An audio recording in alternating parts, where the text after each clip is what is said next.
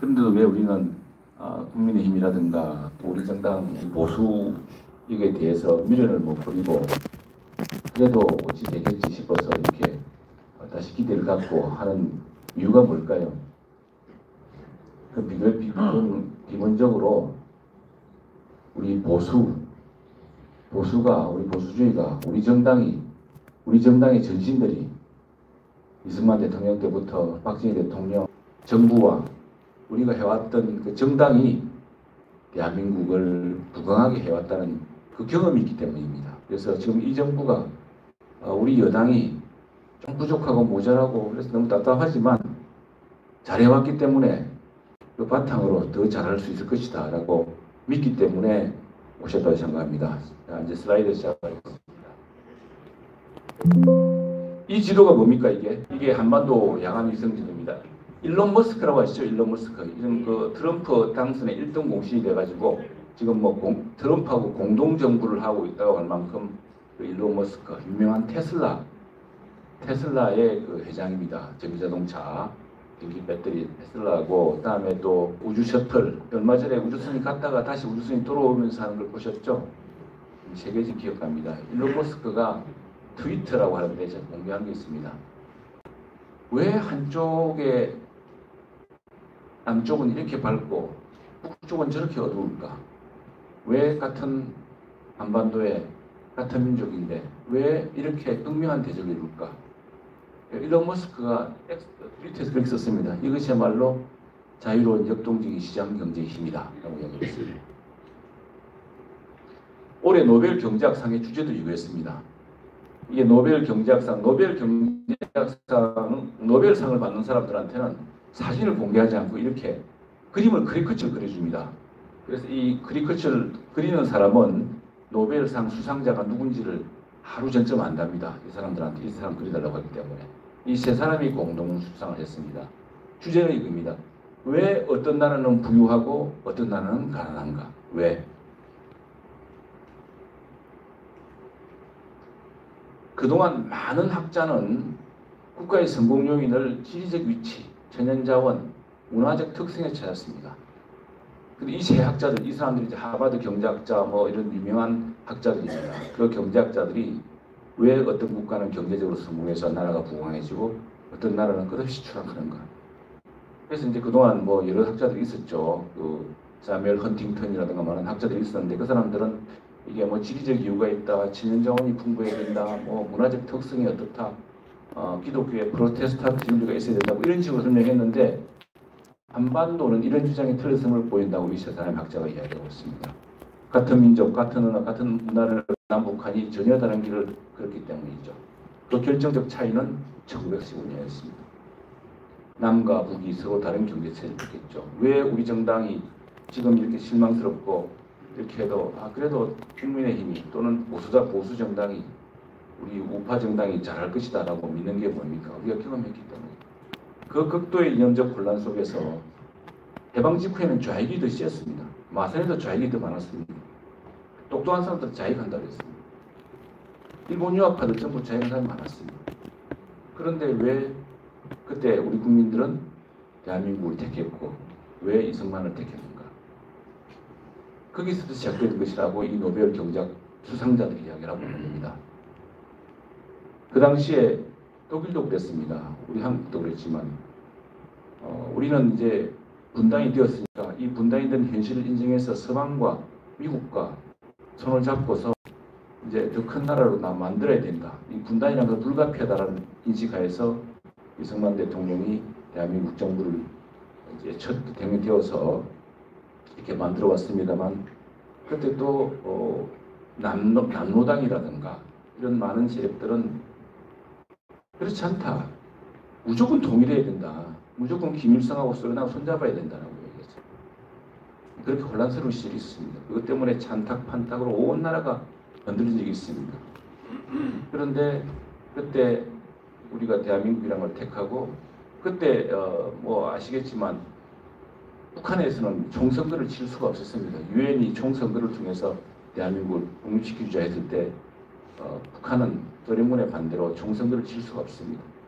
그리고 남한의 자위까지 연동해가지고 제주도라든가 이런 데서는 선거를 못 치르게 하려고 엄청난 폭동이 있었습니다. 그런 와중에서도 많은 사람이 목숨을 잃었습니다만 지켰습니다. 그 중심에 우리 당의 전통이 있고 우리가 역대 우리 당을 이끌어온 대통령이 있었습니다. 그래서 그런 혼란과 진통의 결과 서로 다른 제도를 선택한 결과는 그냥 2020년 북한의 명목 GDP, 남한의 GDP, 국력의 비율이 50대 1로 기울었습니다. 전현자원은 북한이 훨씬 많습니다. 공업기반 시설도 북한이 더 많았습니다. 오죽하면 소련군이 물러나면서 북한의 공업시설 뜯어갔다는 이야기도 들고 있습니다. 그래도 우리가 이렇게 그건 왜 그러냐? 그것이 대한민국의 정통성을 믿고 대한민국의 이승만 대통령, 박정희 이렇게 내려왔던 또 군부 쿠데타가 있어가지고 전두환 모태오의 탄핵 그분들 감옥하고 반란수계가 되었죠. 법재판소에 따라서. 그래서 우리 당에서는 그 대통령, 우리 당의 대통령이란 좀 뺐습니다. 그리고 탄핵당한 또 두분 대통령, 탄핵당한 대통령에 대해서도 지금 그 역사적 자리매김을 못하고 있는데 김영삼 이렇게 이어지는 지금 전통을 가고 있는 겁니다. 우리 당 역시도 극심한 혼란을 겪고 있습니다. 하지만 우리 당이 바로 이런 대한민국의 중심에 있었기 때문에 우리가 우리 당을 믿는 겁니다. 그리고서 더 잘해봐야겠다고 다시 반성하고 늘 고쳐나오고 있습니다. 이게 이제 남북 경제적 작가가 보였던 그것이죠. 여기에 바로 민주주의 나라에서는 자유민주주의와 시장경제, 자유민주주의와 시장경제에 대한 꿋꿋한 신념과 그 정당을 하고 있는 정당, 그 보수정당, 이름은 여러 차례 바뀌었지만 그 줄기가 바뀌지 않던 그 정당이 있었기 때문에 바로 우리 당이 있었기 때문에 가능해진 겁니다. 그리고 지금 이제 우크라이나하고 러시아 전쟁도 아마 이제 트럼프 대통령이 당선되고 취임하면서 곧 전쟁을 끝내게 될 겁니다. 근데 이 상황이 1952년 우리나라 상황과 똑같습니다. 그때 아이젠하워 대통령도 당선되면서 한국 전쟁 끝내겠다고 했습니다. 왜 우리 미군이 그렇게 많은 사람이 한반도에 그렇게 피를 흘려야 되느냐. 전쟁 끝내겠다 그랬습니다. 그때 이승만 대통령이 당신들이 이렇게 일방적으로 물러나면은 또다시 소련과 중공과 북한이 합작해가지고 한반도를 위협할 텐데 절대로 물러설 수가 없다. 지금 젤렌스키보다 더 훨씬 더 강력하게 미국이 항의하고 미국하고 한미동맹을 맺는 조건으로만 휴전이 가능하다고 사실 고집입니다. 엄청난 고집과 엄청난 전략적인 방수를 둬가지고 미국으로부터 동맹을 보냅니다. 지금 젤렌스키는 나토에 가입시켜달라고 그러면 휴전하겠다고 했는데 조건으로 버립니다. 그 한 나라가 어떤 전란 속에서 국제적인 벌송 속에서 살아남느냐 죽느냐는 결정이 바로 그 위대한 지도자가 있었고 그 위대한 지도자가 만든 정당, 그 위대한 지도자가 또 지금까지 물려준 그 전통이 있습니다. 물론 이승만 대통령 잘못 있습니다. 바로 3.15 의도시, 우리 도시에서는 입증하고 있는데 한편으로 보자면 우리는 07과삼이라고 지금 볼 수 있을 것 같습니다. 그러나 그 시기에 이승만이라는 사람, 박사가 대한민국을 이끌고 그 노선을 그 당시에 다른 지도자는 이승만 대통령 같은 노선이 아니었습니다. 노선이 혼란스러웠습니다.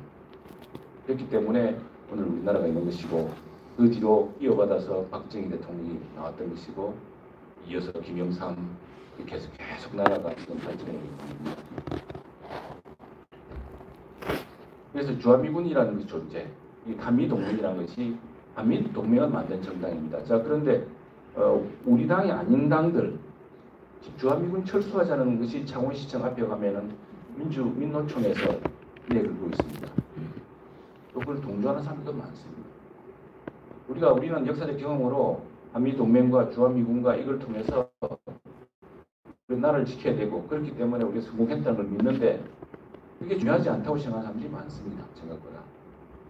그래서 그걸 비난하고 주한미군 철수하라 그러고 그다음에 지금 한일관계 개선 문제도 자꾸 그 한일관계 개선 문제에 대해서 엉뚱한 이야기를 드러내고 합니다. 지금 아까 윤석열 대통령이 말한 것도 나왔지만 지난해에 우리나라의 국내 총생산이 일본을 앞질렀습니다.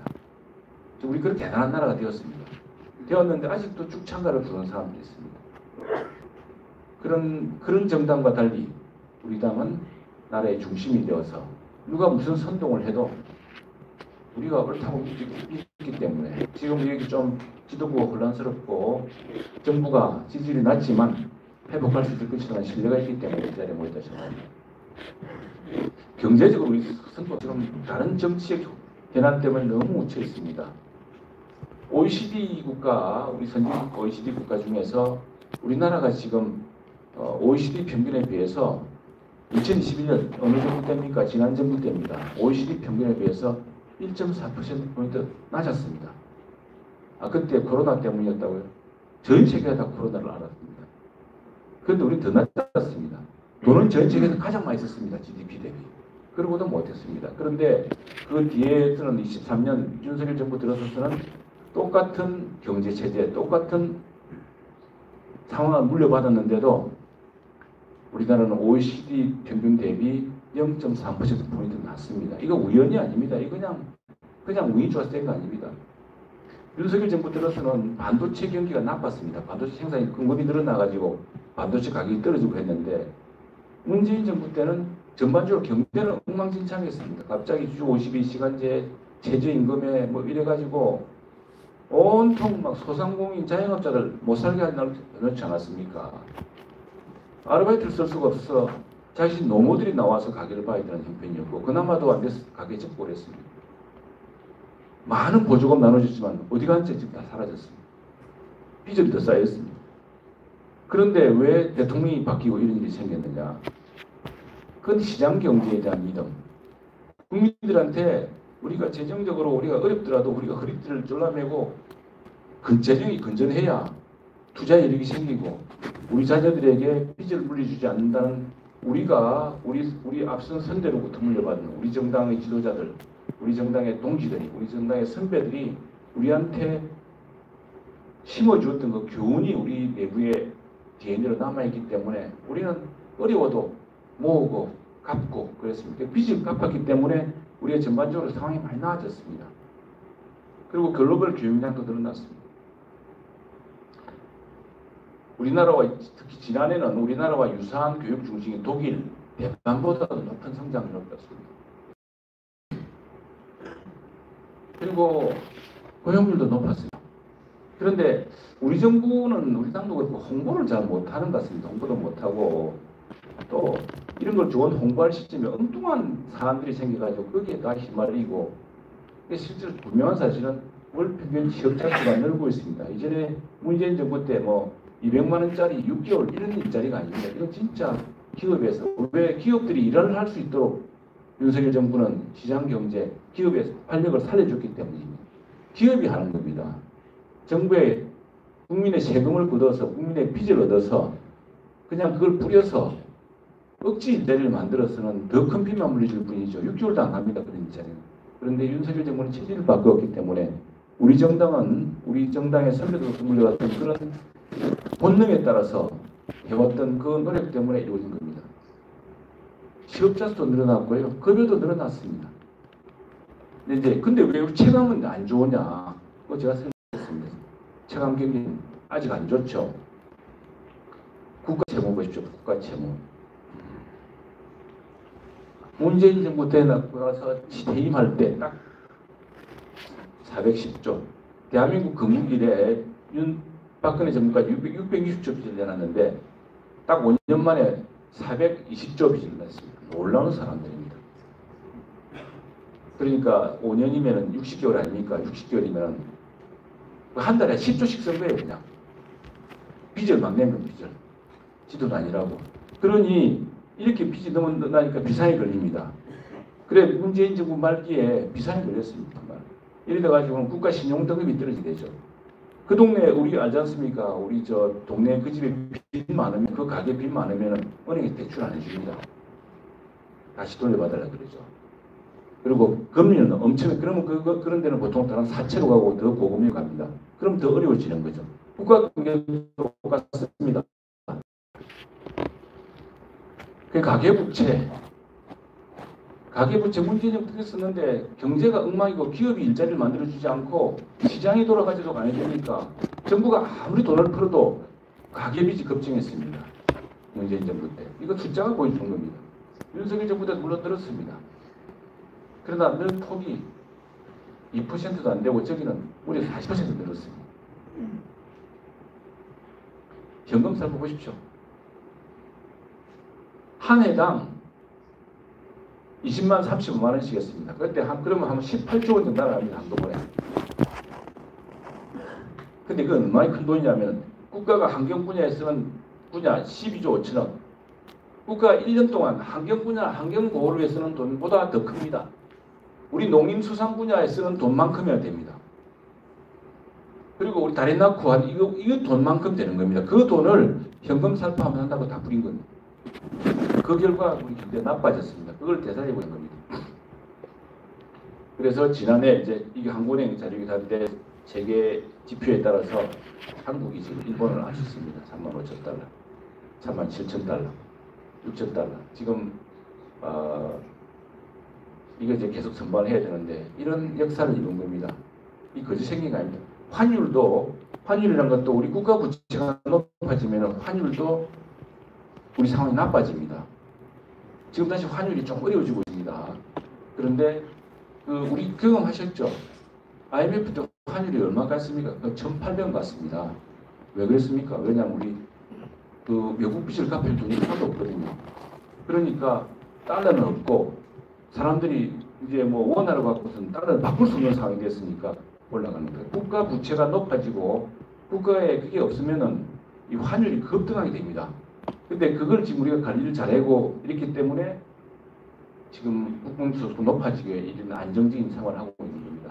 그래서 이게 제일 어려운 게 저 사람들은 막 풀자 그럽니다. 뭐 막 풀자 자기 돈 아니면서 세금도 평균적으로 보면 우리 당원보다 훨씬 적게 낼 거라 저는 믿습니다. 우리 당원들 1인당 평균보다 아마 다른 당원들 1인당 평균 소득, 평균 납세액은 훨씬 적을 거로 있습니다. 저는 대충 우리 당 국회의원하고 다른 당 국회의원하고 잘 비교를 해봐도 좋은 통계가 나올 거라고 생각합니다. 평생 낸 세금을 비교해보면 제대로 직업도 안 가지고 계속 하다가 우연히 정권 잘 만나서 자리 차지하고 이런 사람들 많지 않습니까? 그런 사람들이 세금 낼 게 있었습니까? 저 같은 경우는 20년 내내 기자하면서 월급쟁이로 세금 내고 또 5년 동안 또 외국 기업, 다른 기업에 일하면서 세금 내고 세금으로 치면 아마 우리 자본들보다 훨씬 많이 냈을 거예요. 그렇게 세금 내고 하는데 세금도 제대로 안 내는 사람들이 국가 부채 내가 있어서 세금 펑펑 씁니다. 그러면 나라가 되겠습니까? 그래서 근데 이게 어렵습니다. 이게. 근데 우리 당의 선배하고 동지들은 압니다. 어렵지만 그렇게 나라가 살 수 있다는 걸 아니까 현금 살포하지 말라고 우리 당원 선배님들은 막 고통을 칩니다. 우리 당에서도 조금 추경하려고 그러면 안 된다고 막 우리한테 뭐라 그러시죠. 세상에 이런 애국자들이 어디 있습니까? 다른 사람들은 그냥 펑펑 쓰자. 왜 그렇게 이재명 대표 같은 사람이 대표적입니다. 그냥 돈 쓰자. 돈 쓰면은 그 돈 누가 갚습니까? 세상에 공짜가 어디 있습니까? 그 돈이 딸의 빚으로 들어오고 그 돈이 우리 자녀들의 부채로 남는데 우리는 그걸 쓰지 말자는 사람들이고 우리가 어렵더라도 우리 참아서 우리 아이들한테 더 좋은 기회를 주자는 사람들이고 그렇게 반대하는 사람들은 국가 재정에 나가려고 돈 써서 그냥 지금 인심 쓰자는 겁니다. 그러면 자기 표 들어올 줄 알고 어쨌든 그런 우리가 원칙을 지키기 때문에 양질의 일자리가 늘어나고 있습니다. 늘어나고 있고 여러 가지 소상공 자영업자의 저것도 회복을 위한 규약 기반도 마련하고 있습니다. 수출도 좋고요. 왜냐하면 우리가 잘하는 것들을 잘하게 해줘야 되는데 지난 정부 때는 우리가 잘하는 것들을 못하게 했습니다. 대표적으로 지금 탈탄소 에너지로 가장 각광받는 원전 에너지가 파괴버렸습니다. 창원이 그 중심이거든요. 창원의 그 원전 생태계가 무너지면은 창원의 전체 GRDP가 몇 5% 떨어진다는 이야기가 있습니다.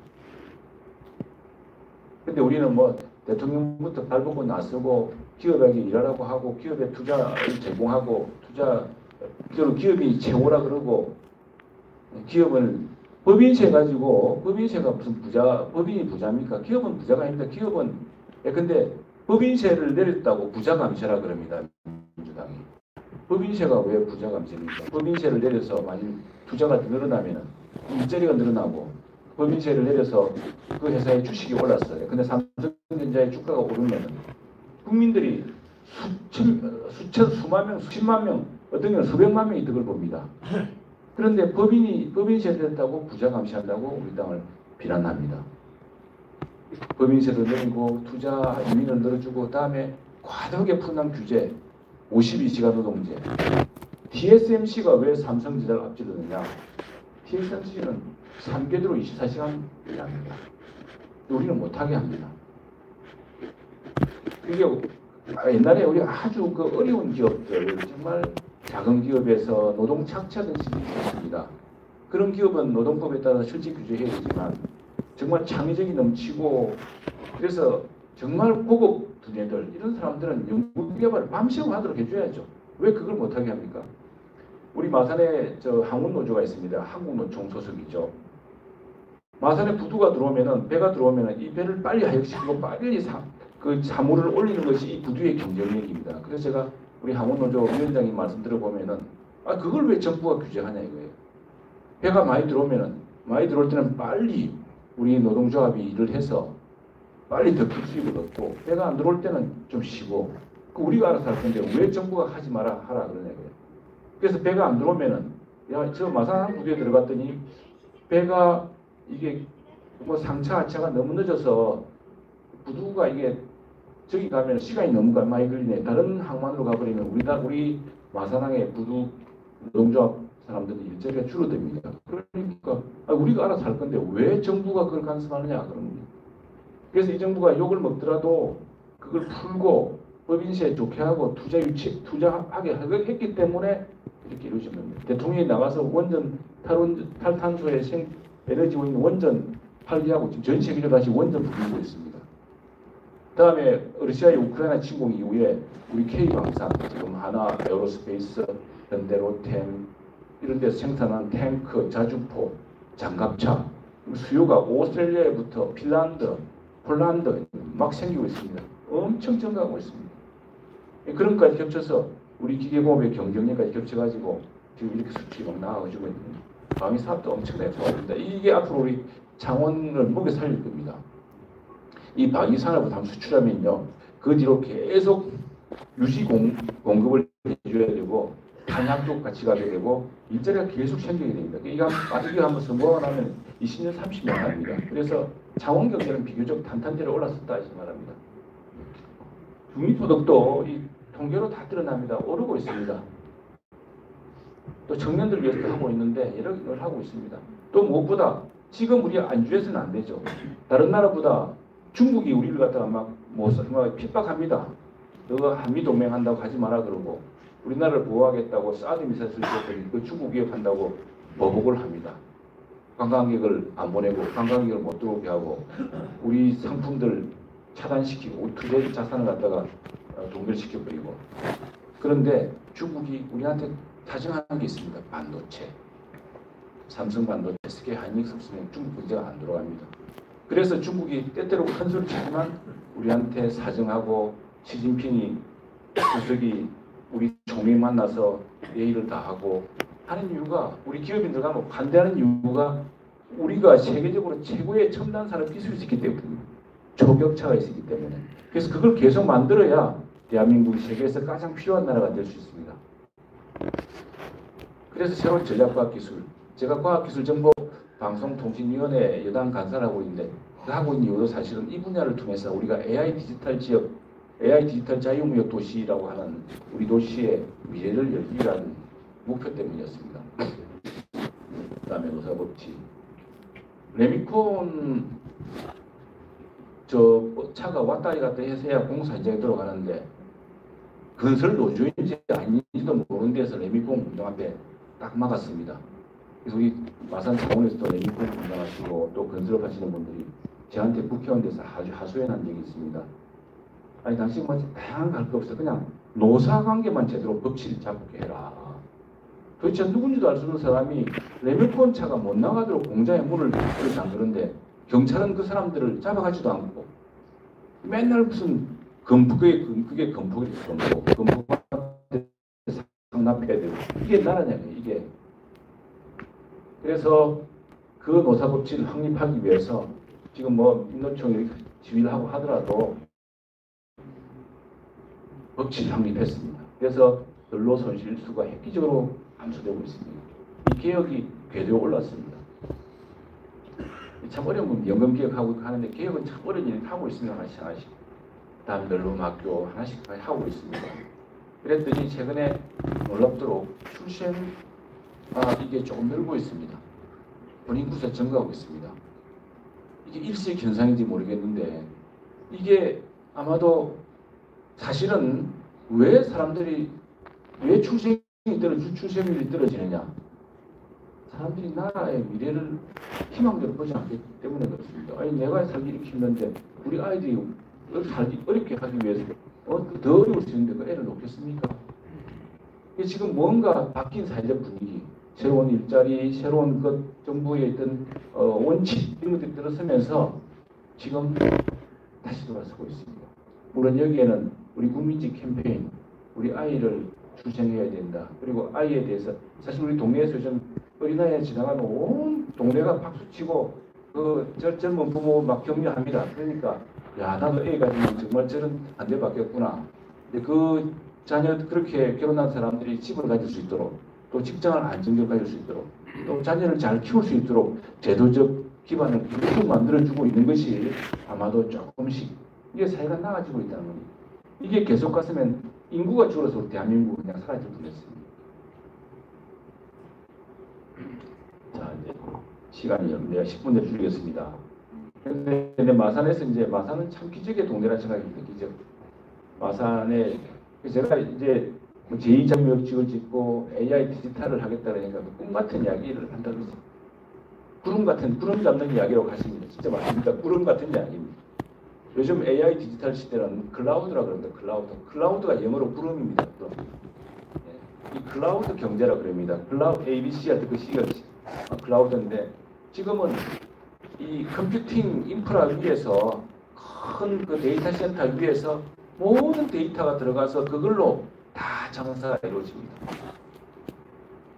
그걸 마산에 다시 하겠다 생각합니다. 근데 그게 되겠어 하는데 저는 참 마산의 나라 역사를 생각해 보면은 마산은 기적의 도시다.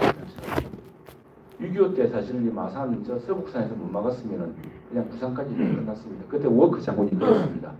워크 장군이 북한군이 옆쪽으로 기동해서 진주를 돌파한다는 소식을 듣고서 미군 24단, 25단을 경북 상주에서 급히 마산으로 내려보냅니다. 그 워크 장군이 역사적 기동이라고 역사적 기동. 워크 장군이 그때 이렇게 이야기합니다. 우리는 물러설 데가 없다.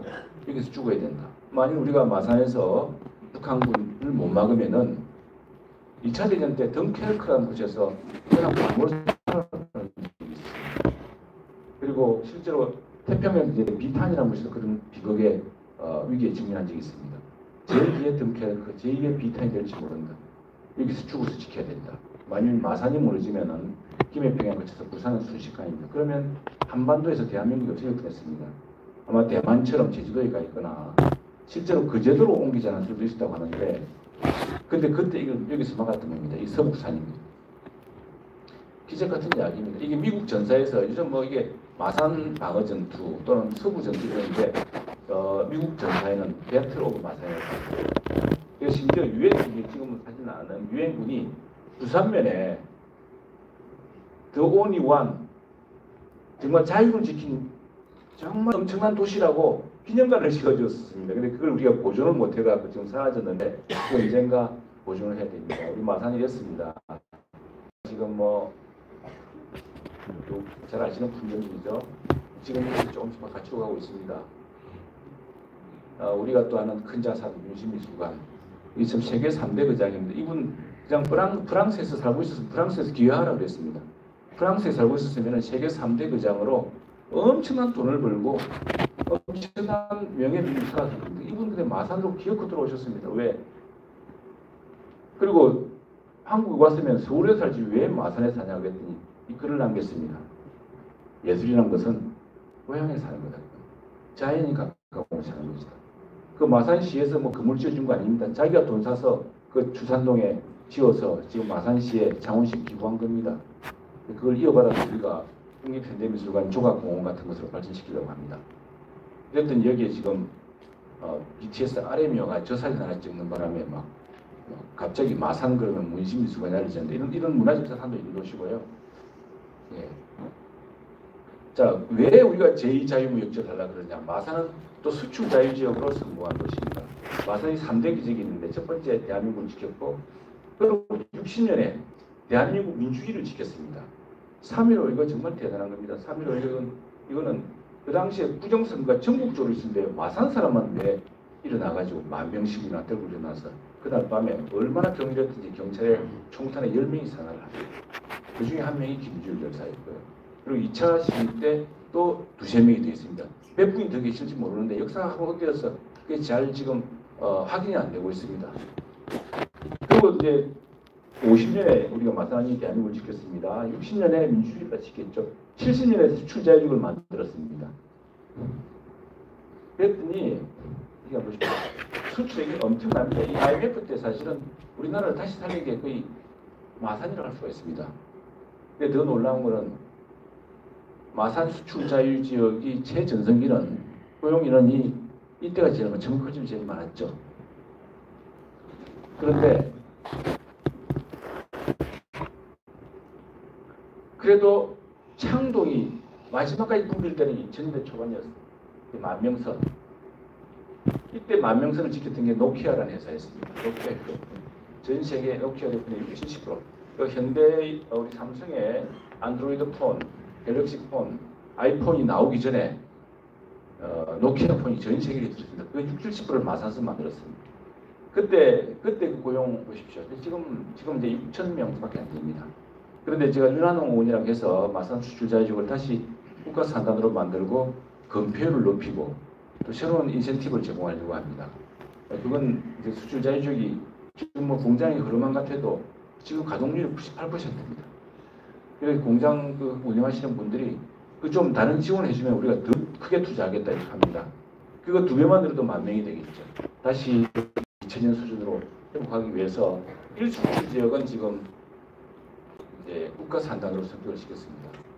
2수출 지역을 따로 만들었습니다. 그건 디지털 자유무역지역을 했습니다. 그런데 지금 아시다시피 해양 신도시가 여러 가지 아직까지 좀 집을 다져야 되고 뭐 문제가 많습니다. 소송도 지금 들끝났고. 근데 곧 해결될 겁니다. 자원시장도 계획이 있을 테니까요. 그래서 우선에 디지털 자유무역지역에 들어갈 수 있는 큰 연구기반 시설을 경남대 캠퍼스 안으로 유치하고 있습니다. 다행히 우리 도시에는 이 영남 최고의 명문 사학이 있어가지고 이게 가능해졌습니다. 지금 마산에 땅이 없습니다. 제가 지난 대통령 선거 직후에 시니어 스포츠센터를 전국으로 유치하려고 했는데 그 스포츠센터는 대개 한 1,000평 정도 있어야 됩니다. 시내에 1,000평이 없습니다. 지유지가 없습니다. 그러니까 지금 뭘 이렇게 예산을 가져와도 우리도 뭘 내놔야 되거든요. 우리 땅이라도 주죠. 땅 내지 건물을 줘야 국가가 예산을 투자해주죠. 뭐 국가가 땅 사줘가지고 지어주지는 않습니다. 다른 도시는 텅텅 비었다고 그냥 국가가 예산만 주시면 우리가 다 해드리겠다고 하는데 지금 우리는 그런 형편이 안 됩니다. 우리가 그나마 옛날에 7대 도시로서 영화를 누렸기 때문에 지금 땅값이 아직도 비쌉니다. 투자하기에는 빈집은 많아도. 그래서 경남대학 안에 지금 이런 여러 가지를 하고 있습니다. 이게 디지털 자유무역지역입니다. 그래서 경남대 안에 지금 경남대 안에 한번 구경 한번 가보십시오. 지금 경남대학도 지금 이 자리가 정말 명당입니다. 옛날에 최충 선생이 확보했던 땅인데 엄청난 명당인데 그 경남대학도 지금 뭔가 새로운 도약을 하지 않으면 안 되는 그냥 있으면 요즘 말이 있습니다. 경남대학뿐 아니라 모든 전국의 지방대학들은 벚꽃 순서대로 문 닫는다고 합니다. 학생 수가 있습니다. 근데 경남대학은 거꾸로 가고 있습니다. 여기에 지금 마이크로소프트, 메가존 클라우드, 아마존 웹 서비스 이거 지난해 예산도 확보했습니다. 올해도 계속 들어갑니다. 소프트웨어 중심입니다. 글로벌 게임 센터. 이 가끔입니다. 근데 저는 이거보다 더 빨리 하고 싶습니다. 우리 가 아니라 바로 글로벌 기업이 직접 근데 해양 신도시에 몇만 평을 당신들이 30년 동안 공짜로 쓰라. 대신 당신 직접 짓고 우리 투자를 해라. 그럼 전력 뭐 이런 인프라를 해주겠다. 이런 방식으로 경상남도와 정부가 나서서 조속기적 유출하고 있습니다. 그리고 초거대 제조 AI. 지금 무조건 AI 시대라고 그러지 않습니까? AI 시대인데 지금 다른 AI, 챗GPT 같은 건 늦었습니다. 우리나라는.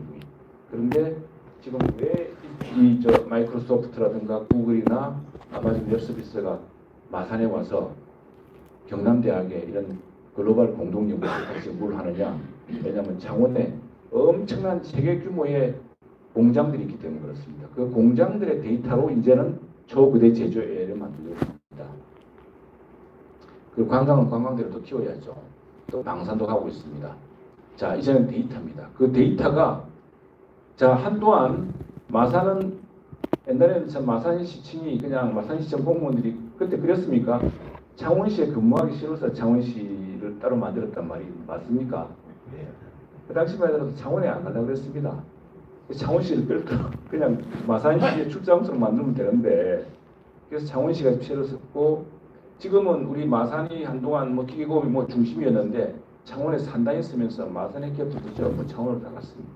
그러니까 마산은 이제 사실은 추락해질 수밖에 없었죠. 거기다 자유무역 지역도 저렇게 숫자가 줄었죠. 또 한일합섬도 없어졌죠. 고용하는 데가 없지 않습니까? 그런데 이제는 다시 산업은 창원에 있지만 AI라는 그 데이터를 모아서 가공해서 초거대 제조 AI라는 이제 초격차를 만드는 그 기지는 다시 마산으로 가져온다. 그게 제2자유무역지의 핵심입니다. AI 기술 핵심은 데이터입니다. 그 데이터 중에 제조 데이터는 제조 데이터. 그래서 지금 소프트웨어 중심당 만들었고 지금 경남대 글로벌 공동연구소에서 하는 게 전부 이 데이터를 어떻게 가공할 것인가 입니다. 그리고 카이스트가 아시안공학기술원을 이제 경남대학 내에서 만들려고 추진하고 있습니다. 이 카이스트의 문서입니다. 경남대학이 보시기만 하면 땅과 건물을 드리겠다고 했습니다. 그래서 논의가 진행되고 있습니다. 이게 되면은 정말 이게 앞으로 데이터 이쪽 초거대 제조 AI를 글로벌 기업들, 아시안에서 최고 천재들을 데려오는 겁니다. 왜 지금은 서울에 있는 사람들이 창원으로 내려오려고 하질 않습니다. 그래서 우리가 제조 기업들이 떠나고 있습니다. 놀라운 사실은 울산에서 현대중공업 본사가 서울로 갔습니다. 현대중공업 울산의 기업 아닙니까? R&D 인력이 없어서 판교로 갔습니다. 그런 비극을 막으려면 우리는 이런 선도직으로 세계에서 가장 똑똑한 젊은 친구들을 우리 마산에서 카이스트에서 이름으로 공부시키겠다는 여기에 국비 자금을 줍니다. 자, 그래서 이 초거대 제조 AI로 뭔가 해보려고 합니다. 지금 이걸 위해서 제가 지난 1년 동안 계속 노력해 왔습니다. 예산도 막 그래 심지어 때로는 싸우지만 이 사람도 설득해가지고 설득해야 내가 설득하고 있습니다. 자, 당신 우리 좋다. 방송 그거 아무리 지키려고 해봐야 방송 오래 못 간다 그거는. 그런데 우리 과학기술 하고 있는데 과학기술에서 우리가 힘을 모으지 않으면은 두 번 다시 기회는 없다. 그래서 맨날 저랑 싸우는 최민희 또 정동영 이런 사람들이 와서 같이 하고 있습니다. 그래야 지금 1조 만들어가지고 이건 뭐 우리 각각 하고 있는 사업입니다. 나중에 설명하겠습니다. 그리고 교통환경 개선 같은 것도 우리 시의원 도의원과 함께 제가 한편으로는 늘 드리는 말씀인데 초선 국회의원이 참 힘이 없어서 힘들었는데 그때 우리 도의원 시의원 도의회 부의장, 시의회 의장, 또 시의회 중진 의원이 되셔가지고 큰 힘이 되었습니다. 이번에는 의장님들은 안 계시지만 또 위원장님들, 부위원장님들이 계셔서 앞으로는 참 복이 많다 하시죠. 국회의원 복은 조금 없었는데 도의원 시의원님 복이 많아서 도의예산 시예산으로 지금 많이 뺏고 나가고 있습니다. 예, 노인님과 커피 가고 있습니다. 빨리 시간이 다 됐네요. 빨리 마치겠습니다. 왜 AI 디지털이냐? 우리가 제일 많습니다. 그리고 제일 관심 많은 건데 정부에 이렇게 이야기합니다. 정부에서 예산 안 줘도 된다. 규제를 풀라. 규제를. 왜 이런 규제를 하고 있냐고. 52시간 최저임금 뭐 하려고 이런 규제를 하냐고. 지금 노동법 다 지키고 지금 다 사람들이 법 권리 다 유지하고 있는데 권리 주장하고 있는데 국가가 왜 나서가지고 소상공인 사업 방해하고 대표적인 개발제한구 얘기 개발제한구에 푼다고 막 난개발하는 거 아닙니다. 개발제한구에 농지 산지로 다 구분되어 있어서 지목이기 때문에 함부로 못 합니다. 그런데 그냥 무차별로 그냥 개발 제한 문구 나가지고 수상권 행사를 못하게 하니 이거 풀으라고 지금 그렇게 애를 쓰고 있습니다. 우리 마산 여기 어디 갑니까? 이 두 사진 어느 도시 같습니까? 이 도시 나가사키입니다. 나가사키. 네. 꼭 우리 보는 것 같죠? 꼭 무악산 내려보는 것 같죠? 나가사키인데 나가사키가 참 얼마나 나비분의 그 도시 아닙니까? 나가사키가 유럽 사람들이 제일 먼저 일본에 정착해서 일본을 하던 그 도시입니다. 그만큼 매력적인 도시였죠. 우리도 그랬습니다. 우리도 옛날에 마산 차지하려고 러시아, 영국, 일본이 각축하지 않았습니까? 그래서 나가사키에서 장관님 이거 제 말이 아니고 우리 경남도민일보라고 비교적 그 진보적 신문에서 자기들 기획을 했는데 이 사진은 저 나가사키 사진입니다. 나가사키에서 보면은 나가사키 관광객이 좀 굉장히 많습니다. 또 나름의 산업도 있고 우리도 지금 비슷한 환경이니까 다른 도시 이게 메리츠 똑같죠. 또 바다의 도시입니다. 또 언덕이 많습니다. 우리는 그걸 어떻게 할 것이냐, 그걸 어떤 도시를 꿈꿀 것인가. 이건 이제 별도로 연초점에 한번 새로운 도시 재도심 재구성과 관련해서 영국 왕립 건축가인 경남대 박진석 교수와 함께 우리 정책 토론을 하려고 합니다. 이거는 이제 바로 최신 골드만삭스라는 자료인데 이게 보시면 알겠습니다만 지금 이제 우리가 인건비로 경쟁 능력이 없습니다. 이게 한국 인건비거든요. 인건비 보시면은 지금 베트남하고 인도네시아에 비교가 안 되죠. 그러니까 자꾸 일자리가 나가는 겁니다. 그리고 이제 해외 투자도 잘 안 들어옵니다. 이쪽으로 하니까. 그리고 미국 관계인데 이게 나중에 쭉 보겠습니다. 이게 제일 중요한 게 뭐냐면은 인구입니다. 인구. 이게 고령화 지수거든요. 한국, 싱가포르, 홍콩, 타이완, 타일랜드, 차이나. 우리가 제일 고령화되고 있습니다. 이 고령화되고 있는데 이 고령화는 인구 감소와 더불어서 굉장히 경제에 치명적입니다. 근데 그걸 막으려면 어떻게 될 것이냐? AI 디지털이다. 그래서 AI 디지털 하는 겁니다. 자, 또 보겠습니다. 그리고 이제 우리 제1자유무역지역에서 하던 경공업 수출 시대가 끝났습니다. 사실은. 그게 옛날같이 안 됩니다. 이게 그 무역지수라는 겁니다. 세계 경제가 3% 국제 무역이 10% 증가하기 위해서 세계 경제 성장은 몇 퍼센트 성장해야 되느냐라는 이런 지수인데 무역 지수가 3.0의 시대가 우리 자유무역지역이 있던 그 시절이었습니다. 그러니까 지금은 미중 간에 뭐 이렇게 분리 이런 뿐 아니라 전 세계적으로 전부 자기 나라들 산업을 키우고 보호무역으로 하고 하는 바람에 이제는 상품 교육의 시대는 끝났습니다. 우리 제품 가지고 우리 상품으로 중국 시장을 해서 큰 수입을 올리기 힘들게 돼 있습니다. 그래서 결국 무엇이냐? 지금 이게 떨어져 있거든요. 이게 뭐 트럼프 때문이 아닙니다. 전 세계 추세가 그렇습니다. 이게 우리 우루과이 라운드 아시죠? 막 그때 난리 안 났습니까? 무역 자유화한다고 그래가지고 그 시절에 우리 덕을 많이 봤습니다. 수출이 막 10% 증가하면은 경제 성장이 3% 올라가거든요. 그런 시대가 저물었다 이제. 그럼 무엇이 대하냐? AI 디지털 경제.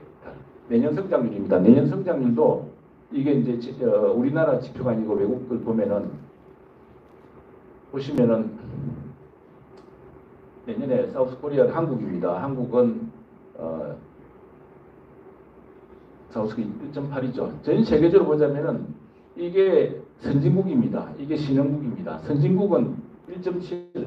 내년에 우리가 선진국보다 조금 좋은 편입니다. 좋은 편인데도 힘들죠. 왜냐하면 우리가 옛날에 수출이 막 7, 8% 가다가 성장이 7, 8% 가다가 1.7% 간다는 건 너무너무 지루하고 고통스러운 상황입니다. 그런 상황이지만 그러나 우리는 새로운 것으로 AI 디지털, 새로운 시대, 이 정부가 AI 디지털 인프라를 엄청나게 만들 겁니다. 앞으로는 AI 디지털, 우리가 이제는 자본국가 산단에 막 엄청 대형 공장을 만들어서 많은 기계 전문가들 불러넣어서 기계 산업을 발전시켜서 수출을 일으켰고 조선산업으로 크게 수출을 늘렸는데 이제는 AI 데이터 센터, 큰 AI 데이터 센터 없이는 어렵습니다. 자, 하나 지금 수출이 잘 돼도 우리 소상공인들은 어렵습니다. 낙수 효과가 사라졌습니다. 그렇습니까? 쿠팡, 배달의 민족, 사람들이 이제 시장에 안 옵니다. 그냥 내 가게 안 옵니다. 배달시켜 먹습니다. 그래서 굉장히 디지털 경제가 할수록 소상공인 전통시장은 어려울 수밖에 없습니다. 왜냐하면 그게 훨씬 가성비가 좋고 빨리 오니까. 그럼 어떻게 할 것이냐. 그래서 지금 소상공인들도 디지털 고용, 소상공인들과 전통시장을 위한 AI 디지털 전략을 만들어야겠다. 그래서 정부는 지금 택배 비용의 일부를 지원해 주는 것도 생각하고 있는데 그것도 단기적인 방안이고, 기본적인 창동이라든가 어시장 같은 경우는 직접 와서 사가는 것보다도 택배로 가져가는 사람들 숫자로 패키지를 늘려야 됩니다. 그걸 위한 AI 디지털 인프라를 제공해 줘야 되고, 그런 것이 이제 가능해집니다. 그런데 또 디지털 경제는 처음 아는 사람은 누리는데 모르는 사람은 잘 모릅니다. 그게 어떻게 될 것이냐.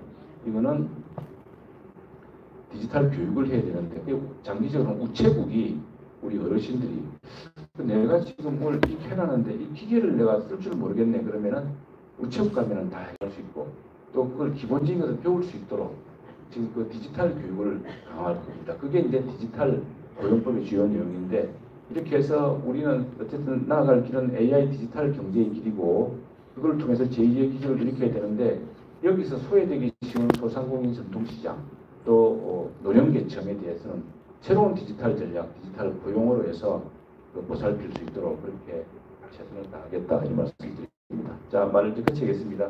고생하셨는데, 나라가 어렵지만, 정치가 어렵고 해서 실망스럽지만, 결국 대한민국을 여기까지 이끌어온 것은 우리 국민의힘이었습니다. 우리 국민의힘의 쭉 아수왔던 그 지도자들과 우리 선배 당원들, 선배 동지들 덕분이었습니다. 지금 이 자리에 계신 우리 당원협의회의 주요 간부님들과 주요 위원님들, 또 우리 선배 동지들 때문에 우리가 이 도시를 이렇게 발전시켜왔고, 대한민국도 그 위기 속에서도 이렇게 키워왔습니다.